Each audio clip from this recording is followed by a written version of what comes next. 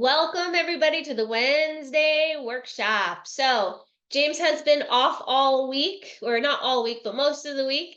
And I'm hoping that this gets posted today, which is Wednesday when I'm recording this for you. As you know, I'm not great with technology, so we just kind of trash those Wednesday lives that we were doing. But this is the Wednesday workshop, and I love doing these Wednesday workshops for you because Wednesday is hump day. And what do we need to get over the hump of the week? Well, we need focus, we need energy, we need motivation, right? And so here we are for our Wednesday workshop, and today we're going to talk about the 3 F's, the 3 F's that's either going to make you or break you. So let's rock and roll, let's jump right in.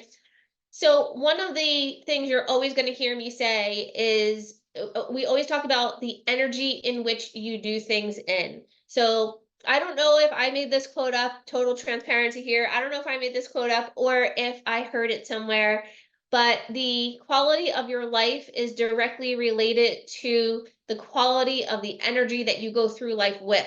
All right. What is the energy? What is the physiological energy that you're bringing to the table each and every day that's moving the needle forward? So your first F is fatigue.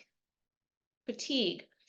So why do you see that there are some people, we all have 24 hours in the day. Have you ever noticed that there are some people that get way more done? They are achieving things, they're being really productive, and then there are other people that are always just trying to keep up. They feel like they're a hamster on a hamster wheel, right? They have the same number of hours in a day as a multimillionaire or a billionaire or an entrepreneur that owns 100 different companies, and yet some of us with only one company or two companies, we feel like we're burning the candle at both ends. Well, one of the reasons is because of our energy level, and we have a lot of control over our fatigue. So our lifestyle is going to play a huge role in energetically how you feel. So now, barring things like, of course, like sometimes there are extenuating circumstances, right? Where someone may have an illness or something like that that makes them tired, drains their energy, causes fatigue. So barring those extenuating circumstances on a day-to-day basis, fatigue can really squash your productivity. And not only can it squash your productivity, but fatigue will also diminish your message. It will diminish, it's like showing up to the world with your light half lit, right? And so some of the things that control fatigue are your sleep patterns. Are you in a rhythmic, is that a word? Rhythmic sleep cycle? Are you going to bed? Your body loves rhythm. You guys are chiropractors. You guys know this already, right? We teach our patients this. Why do you think we teach our patients to get on a, every Monday, Wednesday, Friday schedule, or every Monday, Friday schedule? Why? Because the body likes rhythm. It responds to rhythm. So are you on a sleeping schedule? Number one, are you getting enough sleep?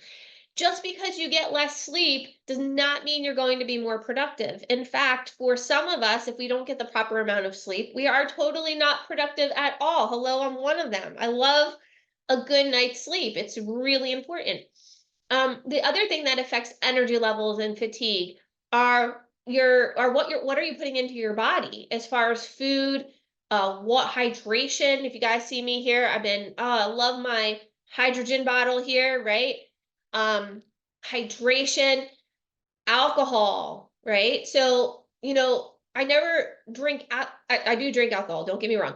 But I never drink during the week when I have to see patients. Why? Or when I have something big coming up, I stay away from toxins in my body, whether it's alcohol, sugar, dairy. Since COVID, my body has not been able to handle dairy very well. And so dairy is inflammatory anyway. So I don't want to be having a whole lot of dairy anyway. But now, especially that my body does just not like it anymore. Especially now, I stay away from that stuff because that stuff fatigues me. It makes me tired. And when I have to show up to serve patients, or when I have to show up to coach and teach you guys, and when I have to show up and get up on stage, I need an abundant amount of energy so that I can bring my best. So focusing and taking a look at what am I putting into my body? Moving the body. Also, that is another one, you guys. You guys have to move your body, work out regularly. You don't have to, go crazy. You don't have to be this crazy muscle builder, but every single day you have to move your body, because when the body is not moving, the body becomes fatigued. You can't bring your best self to the table that day. All right, you guys, so I'm going to look down here at my notes, kind of blinded by the light. The second F here, the second F that we're going to talk about today is focus. And focus is the one that's really going to make you or break you. See, the beautiful thing about being a human being is that you have control over your mind. You have control over your thoughts. You have control over your emotions. In fact, you have so much control over all of these things that you have the option at any second, at any moment, to choose a different emotion. You have a spectrum of emotions to choose from, and at any moment, you can actually make a conscious decision to feel a certain way in your body. Did you guys know that? Well, if you didn't know that, I'm telling you right now, you have a conscious ability to choose at any moment what you want to feel in your body, right? And so, one of the things that will help you to switch the emotion, let's say it's an emotion of frustration or fear, or I said frustration, fear, or sadness, to peace, love, and joy, is your focus. So when you feel in your body, feelings are great. Feelings are good. Feelings are your tool, right? So when you feel in your body a certain way, that's your signal to your brain letting you know, hey man, let's stop for a second. Let's pause, take a deep breath. What am I focused on right now? Because whatever it is that you're focusing on is going to create that feeling. So if you're if you're having a feeling of stress, stop, pause, breathe, make a conscious decision to become conscious about what you're focusing on. What meaning are you assigning that event, that experience, right? And shift or change your focus. So if you want to shift or change your feeling, your physiology, all you have to do is either shift and change your focus, or shift and change the meaning. So just reframe the event. All right. So if we only focus on the problem, for example, so let's say an event happens, an experience happens, and it's perceived as a problem, and we're only focusing on the problem. Number one, that's going to take us back to the number one F, which is fatigue. Because if you're stressed and you're fatigued, if you're feeling stress, if you're feeling fatigue, the number one question that I'm going to ask you is what are you thinking about?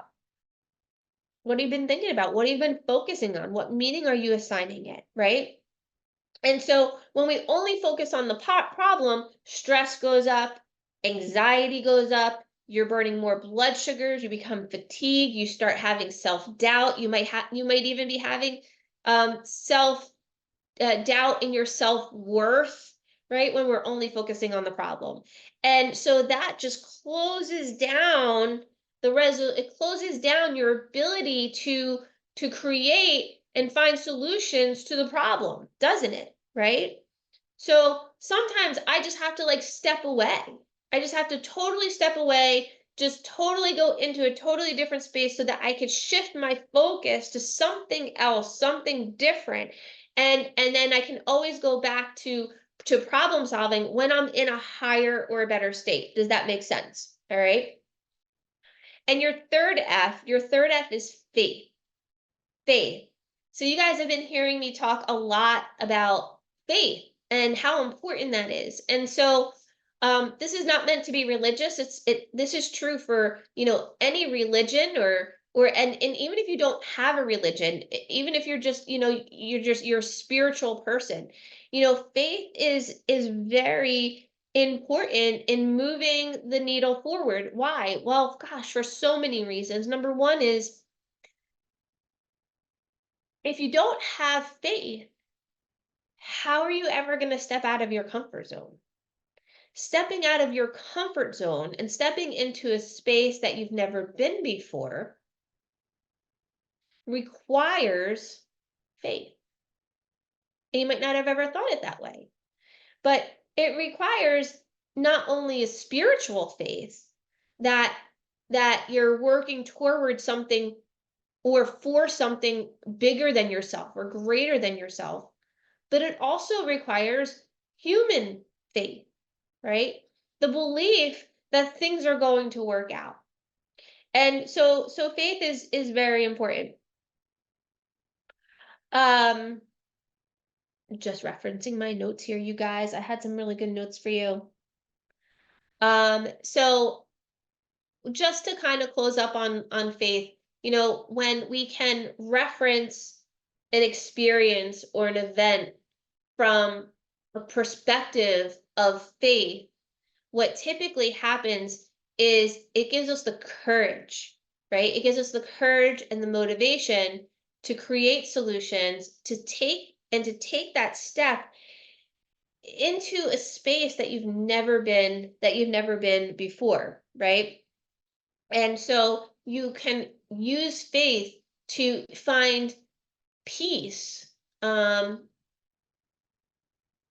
maybe even joy in certain situations or certain experiences that has really challenged your faith, right? So, okay, those are your 3 F's for this week, right? The 3 F's that are either going to make things or break things for you, right? 1 is fatigue, 2 is focus, 3 is faith.